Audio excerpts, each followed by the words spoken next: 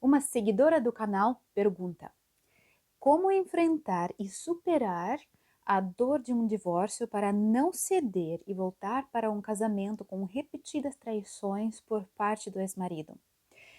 Foram 18 anos de casamento e 2 filhos. Essa é a pergunta que vamos responder hoje. Eu sou Svetlana Samoilenko, sou psicóloga especializada em terapia cognitivo-comportamental e abordagens para tratamentos de traumas psicológicos. Tenho mestrado na área de aprendizado de adultos e mudanças globais e tenho atendido muitos clientes com problemas, com situações, desafios parecidos com esse. Então, aqui eu trago aquilo que tem funcionado para outras pessoas e espero com isso servir tanto a pessoa que fez a pergunta quanto qualquer outra pessoa que gostaria de aprender sobre antifragilidade e uma vida accountable. Seja muito bem-vindo aqui no canal. Ok, vamos olhar para essa pergunta. Uma das primeiras coisas que me capta a atenção é a palavra ceder, ok? Como superar uma dor de um divórcio para não ceder e voltar para um casamento tóxico? Eu quero focar um pouco nessa palavra ceder. Ceder ao que exatamente? O que estamos tratando aqui? Eu não conheço a pessoa e não conheço a situação, mas eu vou falar da experiência clínica que eu tenho de trabalho com várias outras pessoas. Então, o que eu enxergo aqui são duas possibilidades. Em primeiro lugar, a pessoa pensa que ela tem que ceder aos desejos do seu ex-marido, ou talvez alguma demanda atual dele. Se a pessoa está sentindo uma certa pressão de ceder para promessas dele, eu gostaria de perguntar que tipo de pessoa nós estamos falando aqui e o que você já conhece dessa pessoa. O que você já tem prova do caráter, do histórico dessa pessoa. Essa prova é o suficiente para você confiar nas promessas, ou nos desejos, ou nas cobranças dessa pessoa? Perdão numa situação dessas deveria ser sim possível, mas perdão tem que se basear numa mudança completa, radical. Você tem provas disso? A outra possibilidade que eu vejo de ceder seria ceder à sua própria dependência emocional, financeira, prática, alguma outra. Como que ficou esse relacionamento? Ao que você sente essa pressão de ceder? E depois de você achar uma resposta a isso, eu gostaria de oferecer 3 pontos que eu espero possam contribuir na decisão madura e racional que você pode tomar nessa situação. A primeira reflexão é: o papel mais significativo do pai é ensinar para seus filhos o que significa ser homem. A minha pergunta para você é: o que os seus filhos têm aprendido sobre amor, proteção da família, da mulher? O que eles têm aprendido sobre transparência, relacionamentos, lealdade? O tipo de homem que o seu marido tem sido para você é o tipo de homem que você gostaria como um marido para a sua filha lá no futuro? É o tipo de homem que você gostaria que o seu filho fosse lá no futuro? Sabe, muitas vezes nós como pais, nós pensamos que nós protegemos os nossos filhos dos nossos segredos, daquelas coisas que a gente não gostaria que eles soubessem.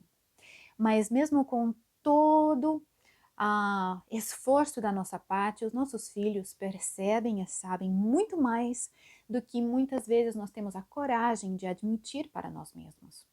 Os seus filhos estão aprendendo o que significa ser homem. E esse é um ponto que vale a pena você considerar antes de tomar a decisão. O segundo ponto para reflexão: o maior papel da mãe é ensinar para seus filhos o que significa ser mulher. O que seus filhos têm aprendido com você nesse casamento? O que eles têm aprendido sobre ser mulher? Sobre como uma mulher espera, permite ser tratada. O que eles têm aprendido sobre posicionamento, assertividade e comunicação?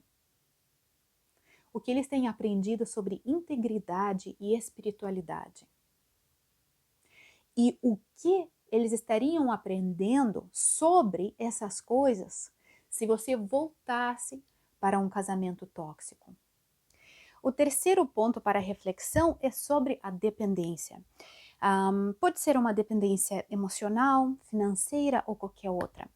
Eu gostaria de gastar um tempinho aqui refletindo sobre esse ponto com você. Aqui no canal já tem alguns vídeos sobre esse tema, mas vamos considerá-lo dentro dessa situação que nós estamos enfrentando. Eu gosto muito do conceito do Stephen Covey, o autor do livro muito famoso e extremamente útil, 7 Hábitos de Pessoas Altamente Eficazes. Aqui no canal nós temos uma playlist com aulas bem detalhadas sobre esse livro, mas o Stephen Covey fala sobre 3 fases de construção de relacionamentos. E essas fases são dependência, independência e, finalmente, interdependência. Começamos com a dependência e o alvo, o objetivo de uma vida madura seria a interdependência. Já vou explicar. Quando nasce uma criança, ela é altamente dependente dos seus pais pela definição. Não consegue sobreviver sem a ajuda de um adulto responsável.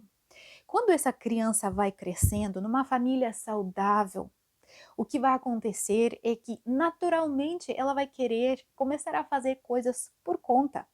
Um pouquinho aqui, um pouquinho ali, até finalmente, quando ela virar já um jovem adulto, ela vai querer sair de casa e começar a sua própria vida. Eu não digo ainda o casamento. Eu estou falando de um internato, por exemplo, uma escola mais longe, uma faculdade mais longe de casa. E essa criança vai fortalecendo com o tempo a independência pessoal, emocional, financeira, prática, etc. Vai aprender a cozinhar, a se virar, a responder a comunicações importantes de um banco, da faculdade, etc. Você entende? Então, numa família saudável, esse é um processo natural que vai acontecendo com a criança crescendo e se virando uma coisa separada dos seus pais, independente. E aí, na juventude, na vida adulta, jovem, essa pessoa vai entender em algum momento que não é tudo que ela faz sozinha, que ela precisa sim de outras pessoas. Só que esse entendimento, essa compreensão será saudável, porque a base vai ser a autoconfiança, a competência pessoal dela que ela já testou e já viu. Então, nós temos uma competência, uma forte crença, a confiança nela mesma, e a partir daquilo ela vai estar aberta aos relacionamentos, a receber a ajuda de outras pessoas também saudáveis, a escolher os seus amigos, seus parceiros, etc. Certo? Até ela virar uma pessoa interdependente. Uma pessoa que tem sim as suas próprias capacidades, pode e sabe sim se virar, mas escolhe a viver em uma sociedade, escolhe a viver em amizades e relacionamentos saudáveis com outras pessoas saudáveis ao seu redor. Esse é o cenário perfeito, ideal. Muitas vezes, infelizmente, não é isso que acontece. Eu vejo isso muito nos clientes que chegam até mim. O que acontece, infelizmente, é que uma criança começa a ser dependente, tudo bem até aqui, mas os pais, pelas questões não resolvidas próprias, não deixam essa criança se desenvolver em um ser independente. Superprotegem, resolvem todas as questões, protegem ela das consequências naturais dos seus próprios comportamentos. E como resultado, a pessoa cresce, vira um adulto que nunca passou por uma fase de independência verdadeira. Nunca se virou, nunca trabalhou, nunca pagou as suas próprias contas.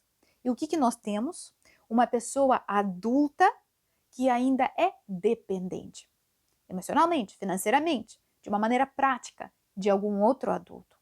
Essa pessoa se casa com uma outra pessoa dependente, que passou por mais ou menos a mesma experiência de vida, e o relacionamento, o casamento, acaba sendo de codependência. Duas pessoas que não conseguem se virar uma sem a outra, reforçando, empoderando os ciclos insalubres uma da outra. Muitas vezes, os casamentos que são turbulentos demonstram essa codependência. Agora, eu não sei se essa é a situação dessa pessoa específica ou não, mas mais uma vez, da experiência clínica, muitas vezes, infelizmente, acontece assim. Agora, mesmo sendo duas pessoas independentes que casaram e estão numa situação difícil agora, não é impossível imaginar que em 18 anos de casamento poderia se desenvolver alguma dependência. Acabamos dividindo as tarefas. Então, em um tempo tão longo, se eu nunca fiz certas coisas dentro do casamento, é fácil imaginar que eu possa estar dependente do meu marido, do meu cônjuge, para fazer aquelas coisas. E nesse cenário, é claro que romper um relacionamento vai ser muito difícil. Porém, se romper um relacionamento que é baseado em dependência é a decisão correta, difícil não é o ponto principal aqui. O ponto principal é o necessário. Então, a questão se torna em como que eu posso me virar independente em primeiro lugar, mesmo já sendo adulto, mesmo já tendo filhos, mesmo já com todas as coisas que estão acontecendo na minha vida, como que eu me viro independente pela primeira vez ou novamente? E a partir daquilo, como que eu me viro interdependente de uma maneira saudável com pessoas saudáveis? Então, resumindo esse ponto sobre a dependência, eu gostaria de colocar algumas ideias aqui de como você poderia alcançar uma maior independência e então interdependência. Em primeiro lugar, seria ótimo uma pessoa nessa situação fazer terapia com um profissional qualificado, num modelo apropriado para o momento. Eu tenho tantos clientes que depois de algumas sessões só comentam de como eles deveriam ter feito um tempão atrás, que se arrependem de não ter feito mais cedo, porque o poder de um relacionamento saudável com um terapeuta competente é uma coisa extremamente incrível, que pode realmente proporcionar uma mudança para você que você nem imagina. A segunda ideia é: invista em seu desenvolvimento profissional. Se você já está no mercado de trabalho, busque de todos os jeitos oportunidades para crescimento no seu setor, no seu trabalho, na sua empresa, etc. Busque promoções, busque entrevistas novas, se coloque aberta ali para isso. Isso vai te dar uma independência maior. Se você não está trabalhando, você precisa achar emprego. Pode ser qualquer coisa para começar, mas você precisa de uma estrutura durante o seu dia e você precisa de um impulso para crescimento. Então comece com qualquer coisa que chegar nas suas mãos e então vá aos treinamentos, leia livros, faça cursos, cresça para que o seu valor no mercado aumente e você cada vez mais possa se sentir realizada, competente. Isso vai garantir uma independência maior e eu não estou somente falando da independência financeira, mas também independência emocional. Ser a sua própria pessoa, ter o seu trabalho, ter o significado na sua vida. Isso é incrivelmente importante. A terceira ideia seria: busque separar um tempo e formular a sua missão de vida, missão com M maiúscula.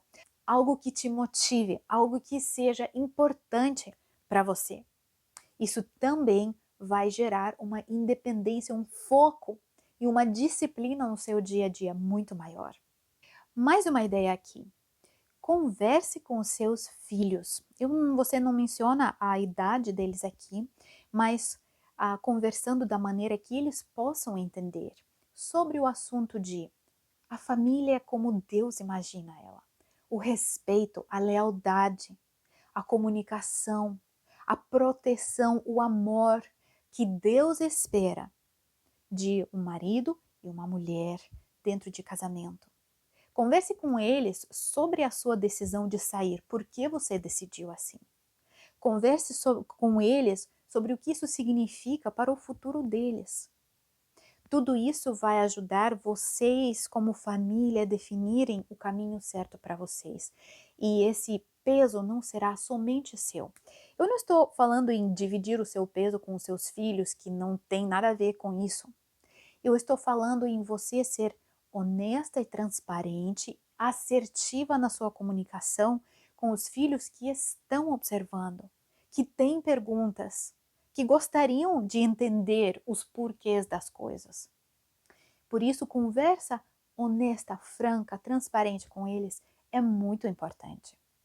E, finalmente, fortaleça os seus relacionamentos com pessoas ao seu redor. Pessoas saudáveis, pessoas que se demonstram confiáveis. Se você não tem muitos amigos, você precisará criar oportunidade para novos relacionamentos. Isso é difícil, sim, na vida adulta. Mas o mais rápido que você fizer isso, mais rápido você terá o apoio. E aí, aceite a ajuda. Tem muita gente que gostaria de ajudar. Da minha parte, para hoje é isso. Eu espero que com alguma dessas reflexões você possa aproveitar o momento oportuno para se tornar verdadeiramente antifrágil. E você que assistiu até aqui, ainda não está inscrito, por favor, inscreva-se e ative aquele sininho para a gente ficar conectado. Até o próximo vídeo.